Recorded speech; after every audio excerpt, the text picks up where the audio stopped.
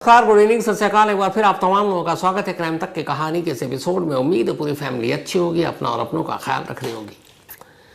मतलब जुर्म करने के क्या क्या तरीके हो सकते हैं, जितना भी सोचूं लगता है कम है, क्योंकि हर रोज जुर्म की दुनिया में नए नए आइडियाज आते हैं और कमाल के। आज की जो कहानी सुनाने जा रहा हूं, इस भाई साहब के बारे में क्या ही बोलूं, क्या गजब का आइडिया लेकर आया एक क्राइम करने के लिए। ये बहुत मशहूर जगह है जिसकी आपको तस्वीर दिखा रहा हूँ। दिल्ली से थोड़ी दूरी पर है गढ़मुक्तेश्वर। यहाँ से गंगा बहती है और गढ़मुक्तेश्वर को लेकर बहुत सारी मान्यताएं हैं। और इसी गढ़मुक्तेश्वर में यह है ब्रिज घाट शमशान। इस शमशान की भी बड़ी अहमियत है। ऐसी ऐसी मान्यता है कि लोग दूर दूर से किसी अपनों को अंतिम संस्कार के लिए इसी शमशान घाट लेकर आते हैं और हर दिन यहां बहुत सारी चिताएं जलती रहती हैं। इसी ब्रिज घाट शमशान में 27 नवंबर यानी 24 घंटे पहले 4 लड़के एक डेड बॉडी को लेकर आते हैं। चारों i20 कार से आए थे। चारों शमशान पहुंचते हैं, चिता के लिए लकड़ियां खरीदते हैं, उसकी रसीद लेते हैं, घी खरीदते हैं, पूजा सामग्री जो जितनी भी चीज़ें थी वो खरीदते हैं। और ये हर शमशान में होता है। आप जाते हैं तो आप लकड़ियाँ खरीदते हैं, आपको रसीद मिलती है, फिर आप रजिस्ट्रेशन कराते हैं, मरने वाले का नाम पता सब लिखाते हैं। ये चारों लड़के जाते तो हैं, लकड़ियों की रसीद ले लेते हैं, घी पूजा सामग्री सब खरीद लेते हैं। अब उसके बाद जाते हैं उसी शमशान के अंदर टाल में जहाँ लकड़ियाँ होती हैं, वो लकड़ियाँ ठेले पर रख कर जो आपको चिता दी जाती है वहाँ तक पहुँचाई जाती है। फिर वो लकड़ी वाला उस लकड़ी को उतारता है और फिर ये होता है कि आप किसी पंडित या पुरोहित को पकड़ते हैं जो वहाँ पर सारे अंतिम संस्कार की जो विधि है उसको पूरी करता है। इन लोगों ने पहला काम तो सब कुछ नियम के हिसाब से किया। शमशान पहुँचे, लकड़ियाँ खरीदी, पर्ची ली, बाकी पूजा के सारे सामान लिए।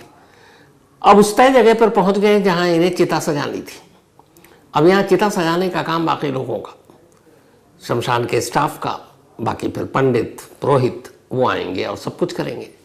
फिर शमशान में ले जाने के बाद पहले लाश को नहलाई जाती है। लेकिन इन चारों भाइयों ने इनमें से कुछ नहीं किया, सीधे पहुंच गए लकड़ियाँ वकड़ियाँ लेकर और चारों खुद ही चिता सजाने लगे। मतलब लकड़ियाँ सजाने लगे, चिता तैयार करने लगे। अब आसपास में बहुत सारी चिताएं जल रही थी, बहुत सारे लोग थे, शोक संतप्त परिवार वहाँ मौजूद। अब वो देख रहे हैं कि ये 4 लड़के आए हैं, किसी स्टाफ की मदद भी नहीं ले रहे और खुद ही अपना लकड़ी खड़ी कर चिता सजाए जा रहे हैं। जब चिता तैयार हो गई तो चारों वापस i20 कार के पास जाते हैं। शमशान में पार्क है। इसके बाद एक साथ में वो ले गए थे अपना बांस के वो जिस पे आप डेड बॉडी को रखकर चिता पर रख देते हैं। वो बांस की जो बल्ली होती है, सीढ़ी जैसी बनी होती है।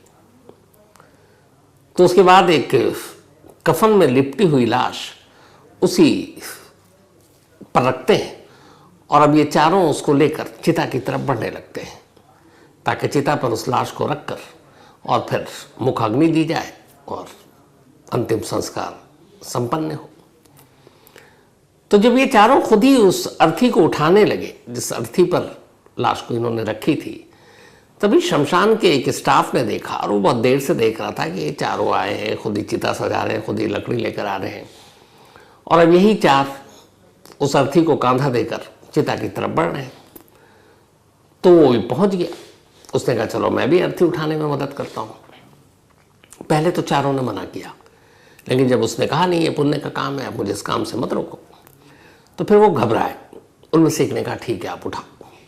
अब उसने जैसे ही अर्थी को कांधा दिया वो चौंक उठा, क्योंकि अर्थी का कोई वजन ही नहीं था।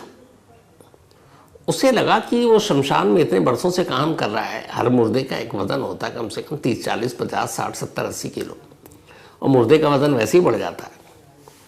बट उसे लगा कि इस अर्थी का कुल वजन 2-3 किलो से ज़्यादा नहीं होगा।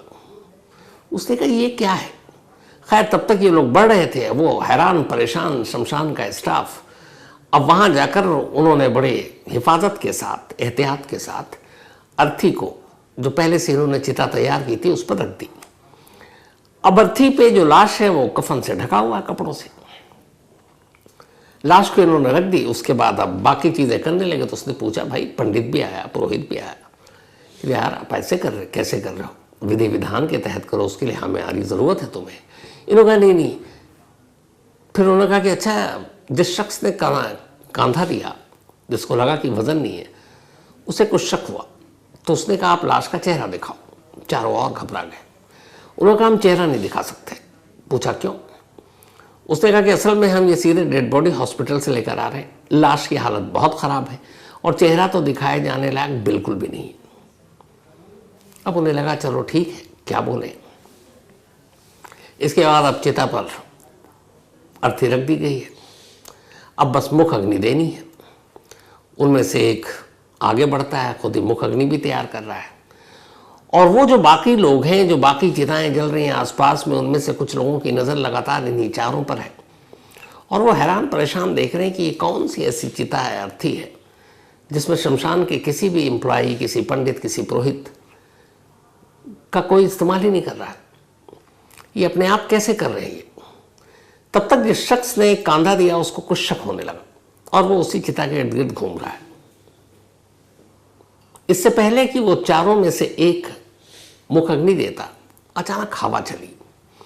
और जब हवा चली तो लाश के ऊपर जो कफन डाली हुई थी, उसका एक सिरा पैर की तरफ से सरक गया।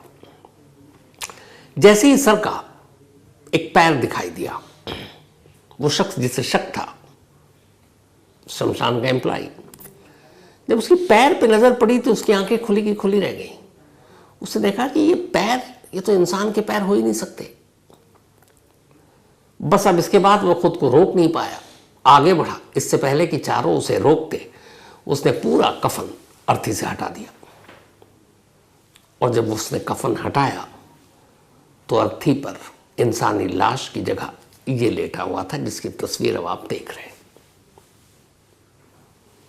वो कोई मुर्दा नहीं था, कोई इंसान नहीं था, प्लास्टिक का एक पुतला था। प्लास्टिक का वो पुतला जो अमूमन अगर आप शोरूम में जाते हैं तो आप देखते होंगे कि शीशे के ग्लास में ऐसे पुतलों को कपड़े पहनाकर वो दुकानदार अपने प्रोडक्ट या जो नया डिज़ाइन आता है उसको डिस्प्ले करता है। इसको मैनीक्वीन भी कहते हैं। तो वही प्लास्टिक का पुतला या मैनीक्वीन जो भी कहें, उस चिता पर लेटा हुआ है। और उस मैनीक्वीन को, उस प्लास्टिक के पुतले को, ये चार लड़के बाकायदा शमशान लाकर उसका अंतिम संस्कार करने जा रहे थे। अब जैसे ये दिखा, जो आसपास के लोग थे वो भी करीब आए। अब सभी हैरान आके फाड़ फाड़ कर देख रहे हैं कि ये क्या है। इस शमशान में कोई अर्थी लेकर आता है, और वो भी एक पुतले का, और वो भी प्लास्टिक का। और अब वो उसको चिता पर लिटाया हुआ है और मुख अग्नि भी देने जा रहा है। हैरान परेशान लोगों में से एक शमशान के स्टाफ ने फौरन पुलिस को कॉल कर दिया। शमशान के पास पुलिस चौकी है। पुलिस ने कॉल जैसे रिसीव किया, उसके बाद भागी भागी पुलिस पहुंची। लेकिन जैसी पुलिस आ रही थी, चारों लड़कों ने देख लिया। उनमें से दो रफू चक्कर हो गया, बट दो इससे पहले कि भागता, आसपास के लोगों ने घेर लिया। पुलिस आई, दोनों को पकड़ लिया। अब दो लोग और दो साथी भाग चुके हैं।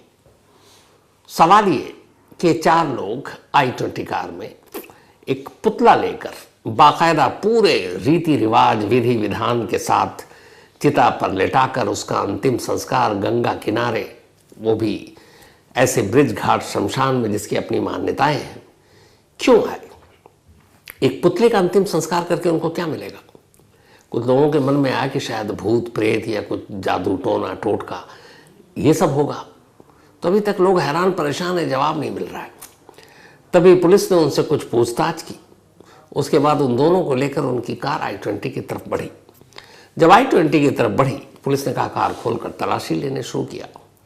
तो जब डिग्गी खोला तो देखा कार के अंदर ठीक वैसे ही दो और मैनीक्वीन, यानी कि दो और प्लास्टिक का पुतला रखा हुआ है, एक छोटा एक बड़ा, अलग अलग साइज का। अब पुलिस भी देखकर हैरान। तीसरे पुतले को अब तक चिता से उठा लिया गया है। अब जैसे आम लोग परेशान हैरान, पुलिस वाले भी कह रहे हैं यार ये क्या कहानी है, कभी हमने ऐसी चिता ना देखी ना अर्थी देखी, ये लोग क्या करने चले आए यहाँ पर। अच्छा, अब मामला भी ऐसा कि न कत्ल है न कोई ये है कि मर्डर करके और यहाँ पे आनन फानन में पुलिस के आने से पहले लाश को निपटाने की कोई कोशिश है। तो अभी तक तो कोई क्राइम है ही नहीं। हाँ, हो सकता है धार्मिक भावनाओं को ठेस पहुंचाने के मामले में शमशान की तरफ से कंप्लेंट आए तो पकड़े जाए, लेकिन ये चारों आते हैं प्लास्टिक के पुतले को, पैसे खरीदते हैं, चिता सजाते हैं, मुख अग्नि देने की तैयारी कर रहे हैं, लेकिन इंसान नहीं बल्कि वो एक पुतला है। तो लोग हैरान कि ऐसा क्यों, क्या? अब इस सवाल का जवाब हर कोई जानना चाहता था।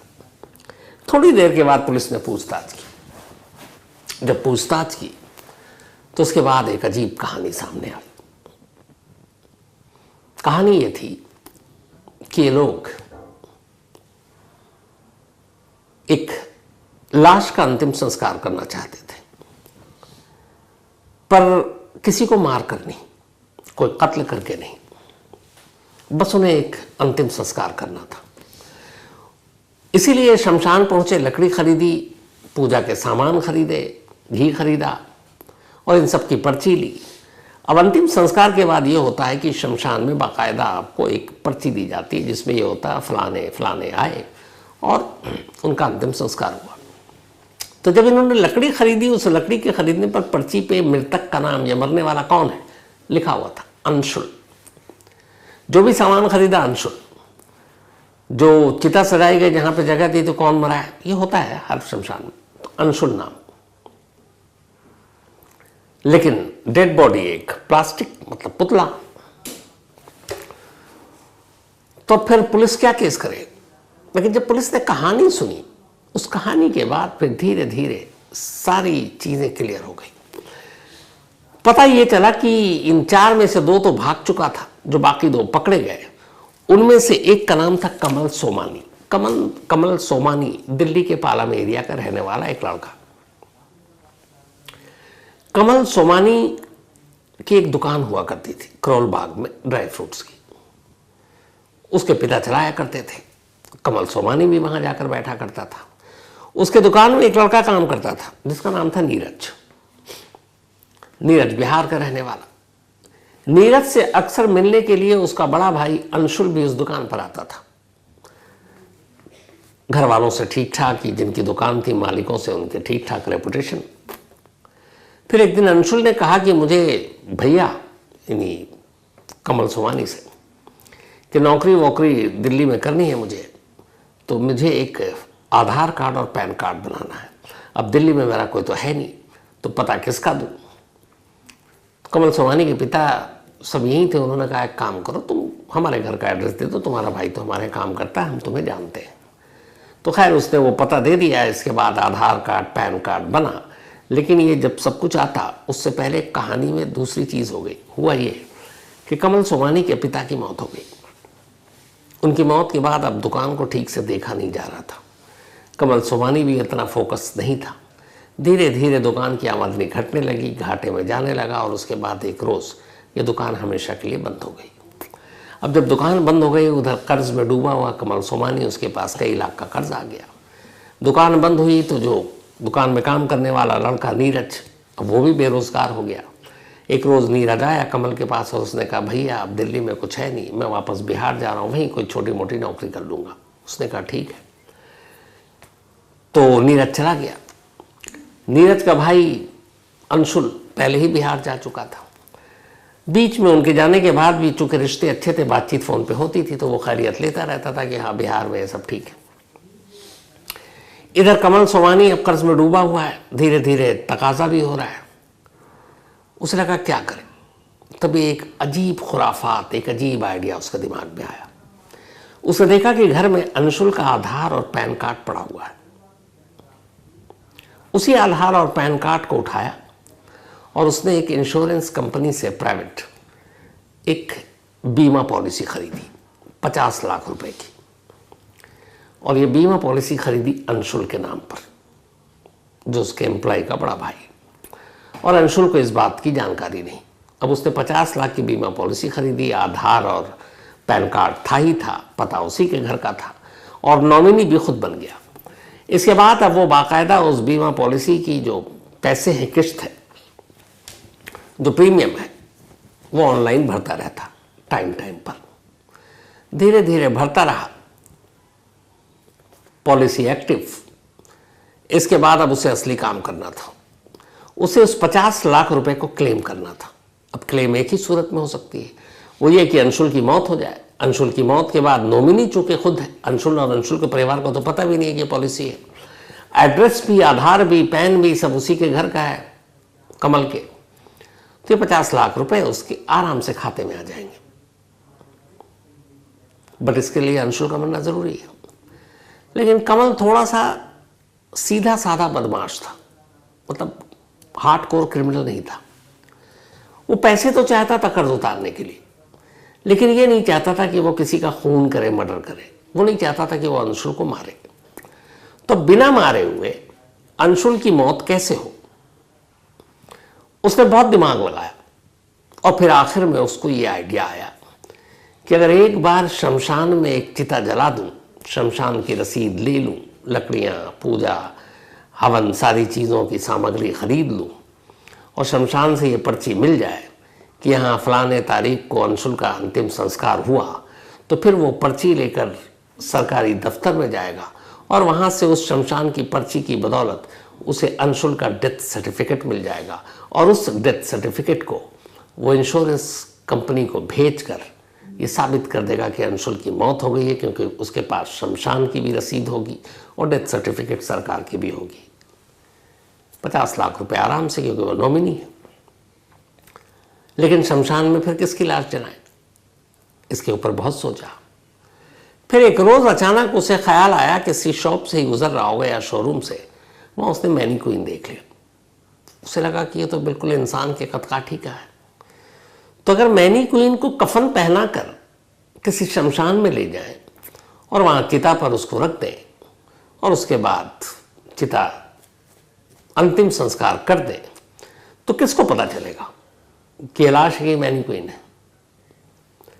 फिर उसने एक एक कर 3 मैनीक्वीन खरीदी, साइज के हिसाब से, 2 बड़े एक छोटा, इस तरह से। अब वो खरीद कर गाड़ी की डिक्की में रख दिया। अब ये था कि अचानक उसे लगा कि इस पूरे प्लानिंग में एक झोल है।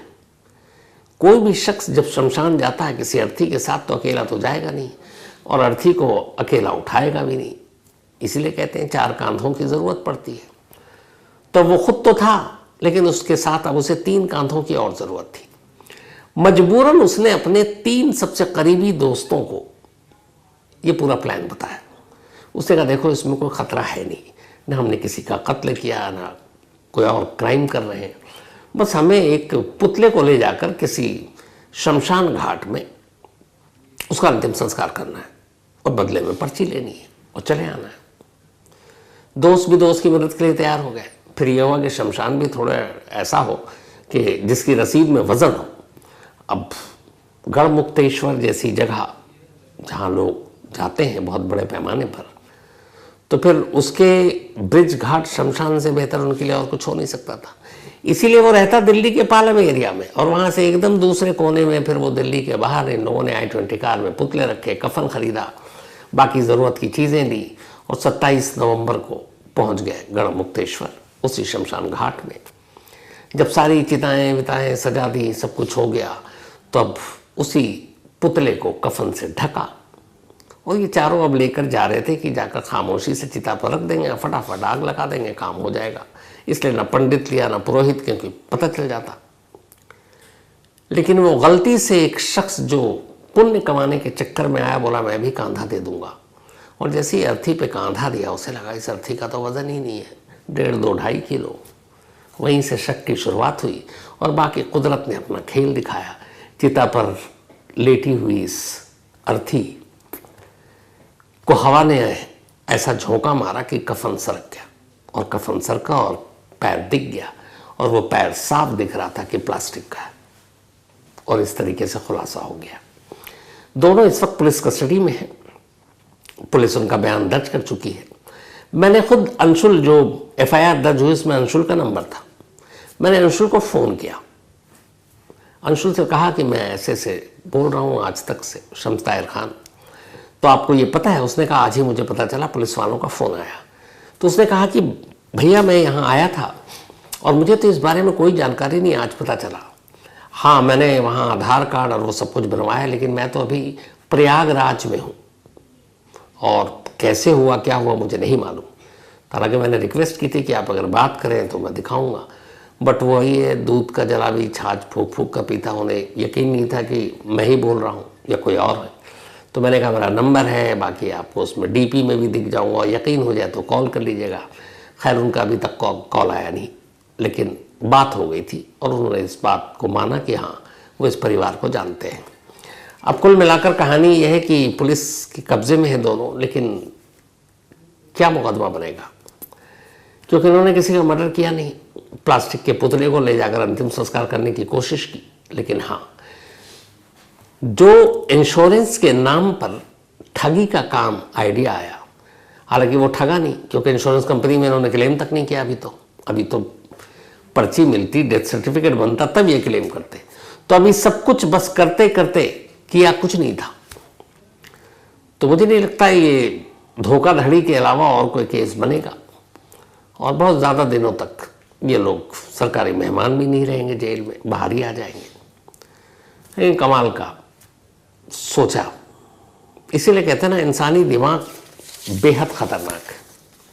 कम से कम चलो यहाँ पे एक अच्छी चीज़ ये हुई कि ऐसे केसेस में जिसके लालच दिमाग में घुसता है वो सीधे सीधे सामने वाले को इस तरह के इंश्योरेंस के पैसे क्लेम करने के लिए मार देता है। अभी मेरठ के आसपास की ऐसी कहानी आपको कुछ वक्त पहले सुनाई, सगे बेटे ने अपने बाप को मार डाला, अपनी माँ को मारा, अपनी बीवी को मारा और 50 लाख रुपए ही शायद, बल्कि ज़्यादा, कुछ करोड़ में था, क्लेम करने पहुँच गया था। कुछ क्लेम तो ले भी लिया, लेकिन यहाँ कम से कम उसने इंसान को बख्श कर उसकी जगह एक पुतले का ही अंतिम संस्कार करने की सोची।